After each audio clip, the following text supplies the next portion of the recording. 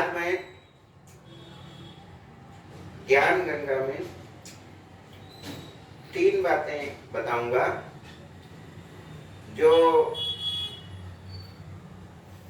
मैं पहले नहीं जानता था, बाद में मुझे पता चला। पहली बात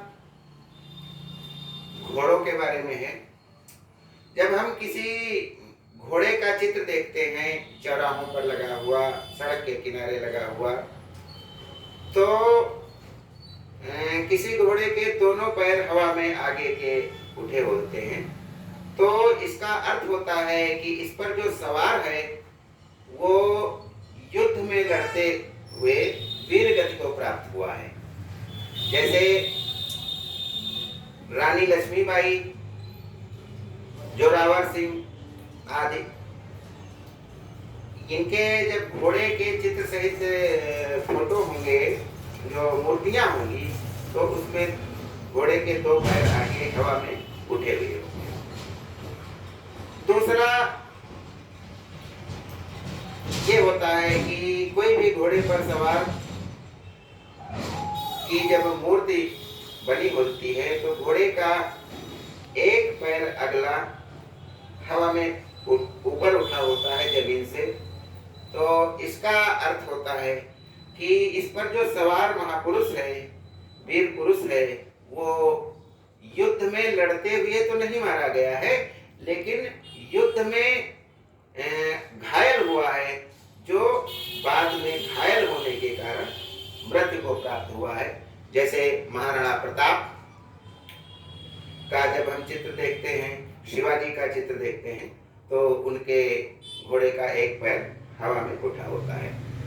तीसरी बात होती है घोड़ों में कि घोड़े के चित्र पर या घोड़े की मूर्ति पर अगर कोई महापुरुष बैठा है, उस सभी पैर घोड़े के जमीन पर हैं, तो इसका अर्थ होता है कि वह वीर योद्धा युद्ध में घायल होकर नहीं मरा है, अपनी मौत मारा गया है।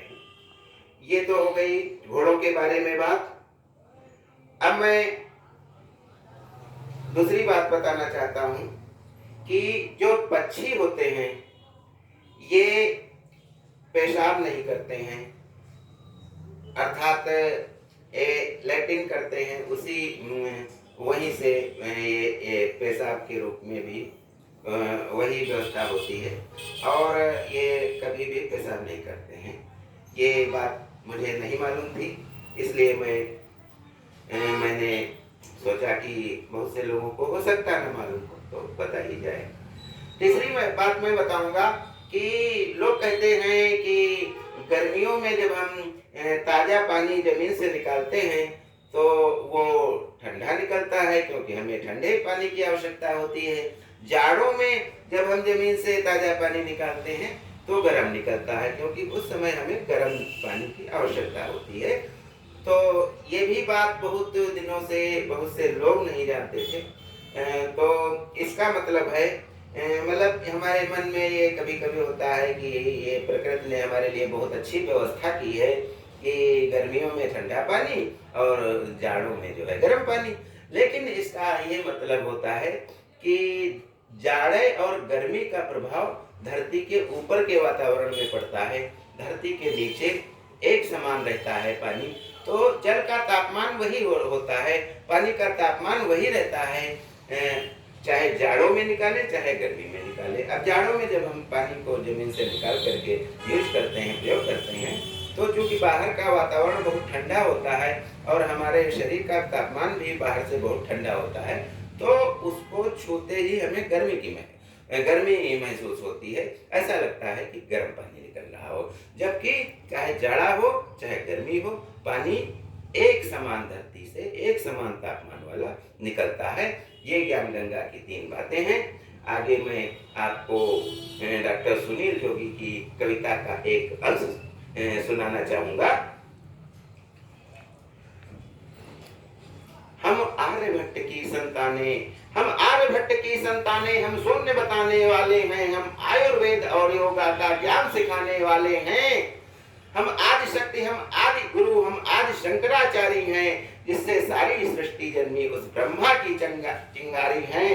हम वेद पुराणों के ज्ञाता, हम अक्षर के आराधक हैं, हम ज्योतिषविद खगोल ज्ञानी, हम तंत्र मंत्र के साधक हैं, हम कला पुजारी, उत्सव धर्मी, होली और दिवाली हैं, जो देवों के सर पर चढ़ती हम वो पूजा की थाली हैं। हम हरिश्चंद्र हैं, श्री दधीच हैं, कर्ण सरीखे दानी हैं, दुनिया में सबसे सच्चे सबसे अच्छे हिंदुस्तानी हैं, दुनिया में सबसे सच्चे सबसे अच्छे हिंदुस्तानी हैं। इसके उपरांत मैं आपको दुष्यंत कुमार की कुछ गजलें सुनाना चाहता हूँ, सुनिएगा। तुम्हारे पाँव के नीचे कोई जमीन नहीं, तुम्हारे पाँव के नीचे कोई जमीन नहीं, कमाल ये है फिर भी तुम्हें यकीन नहीं। तुम्हारे पाँव के नीचे कोई जमीन नहीं, कमाल ये है फिर भी तुम्हें यकीन नहीं। मैं बेपनाह अंधेरों को सुबह कैसे कहूँ, मैं इन नजारों का अंधा तमाशबीन नहीं, मैं इन नजारों का अंधा तमाशबीन नहीं। तुझे कसम है खुदी को बहुत बुलंद मत कर, तू इस मशीन का पुर्जा है, तू मशीन नहीं। तुम्हारे पाँव के नीचे कोई जमीन नहीं, कमाल ये है कि फिर भी तुम्हें यकीन नहीं। कहीं पे धूप की चादर बिछा के बैठ गए, कहीं पे धूप की चादर बिछा के बैठ गए, कहीं पे शाम सिरहाने लगा के बैठ गए। कहीं पे धूप की चादर बिछा के बैठ गए, कहीं पे शाम